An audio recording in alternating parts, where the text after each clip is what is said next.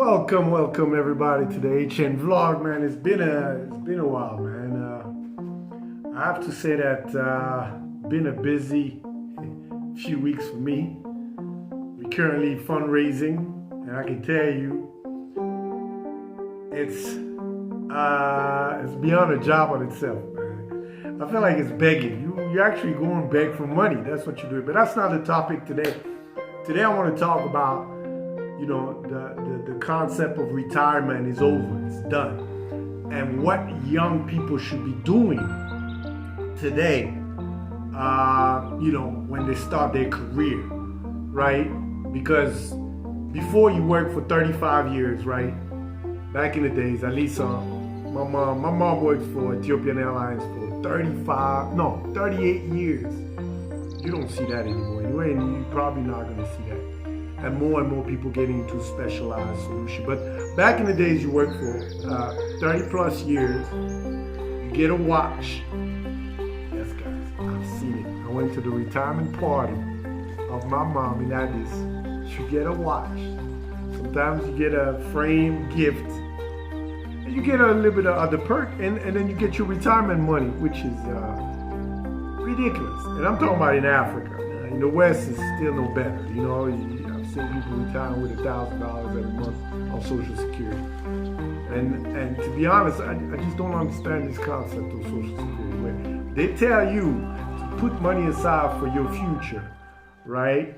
But they tell you what they're going to do with that money while they're waiting and when you're going to get that money by 60 plus. And yet, a lot of people don't make it to that age, right? But if you don't make it, nobody else get that money. Not your kids, not your wife, unless you do your own retirement plan, so on and so forth. So I don't really understand this concept. I think government put in place Social Security to make money on the side, but that's a different topic. Let's not get sidelined on this one. So retirement, the concept of working 30 plus years is done. So we've seen what it does. It creates actually more people into poverty, and you find out people actually have to work after retirement because their retirement money is not enough for them to, survive or pay bills, and that's partially people's fault. I'm not going to blame everything on government. So what you see today is, on average, that I've seen in area, majority of the people between 2 to 5 years in a company, and it varies on position. In tech, it's really bad. In technology today, most, especially in Africa, people spend no more than a year, maximum 2. And I won't even talk about specialized tech like networking or embedded system, where there's not enough skill sets. So they're in high demand. So they have different companies, there's no loyalty and all, which I understand. It makes sense. Why would you be loyal where you can't match what your competitor is paying me? And that's why you see in telecom companies, one guy started here, next year you hear he's another telecom, 2 years later he's back. I always find that very, very funny. But as a company owner, you need to have a different strategy. If you're looking to hire for long term, it's going to be very difficult for you to achieve that, especially as a startup, right?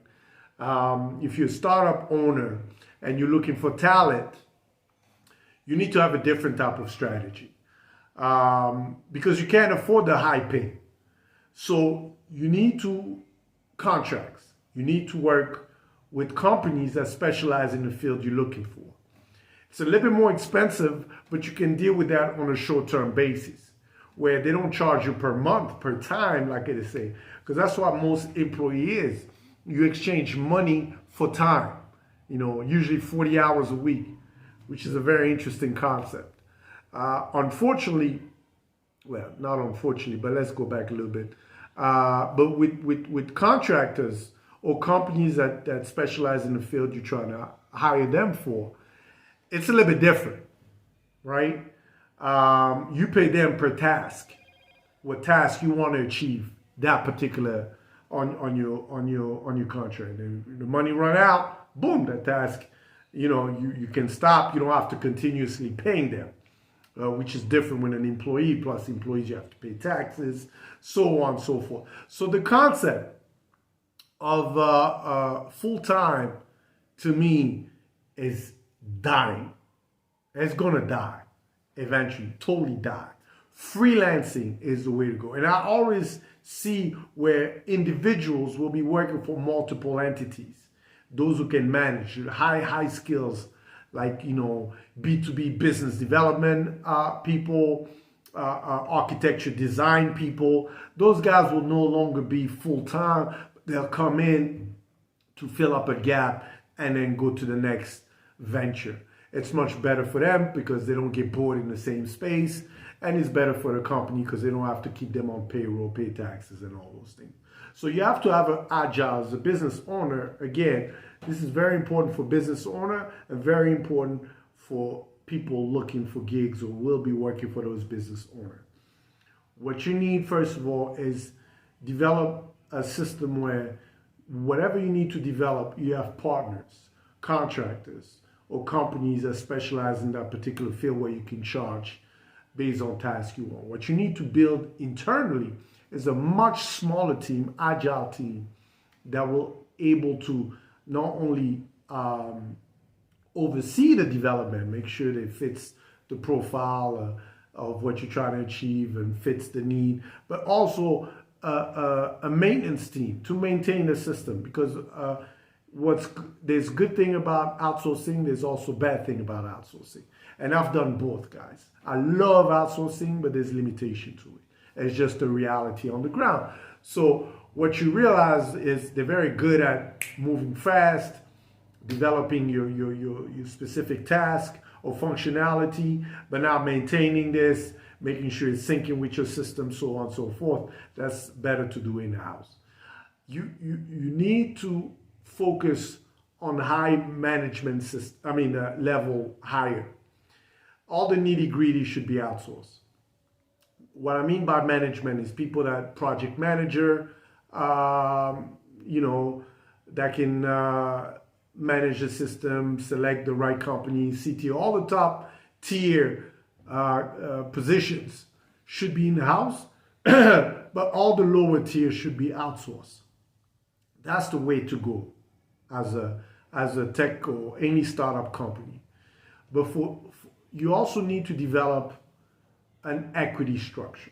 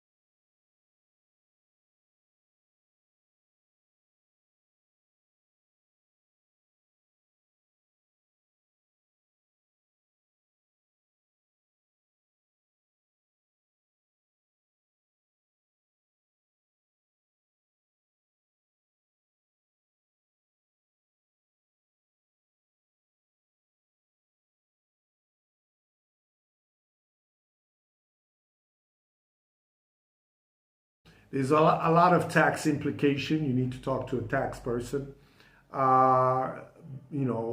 before you put a stock plan in place. There's also a lot of tax implication on that. That's why doing evaluation of your company is very important when you do a stock plan for your employees. It's really key. So those are the few things that is going to be the future. And don't limit yourself, again, for the owners, don't limit yourself in your country. ARED has been a year and a half now. We have no offices, right? Everybody works remote. Everybody works man, my lighting is messed up. Sorry, guys, I'm going to have to pick this one up. So everybody is working from home. I'm trying to put together a system where I'll be able to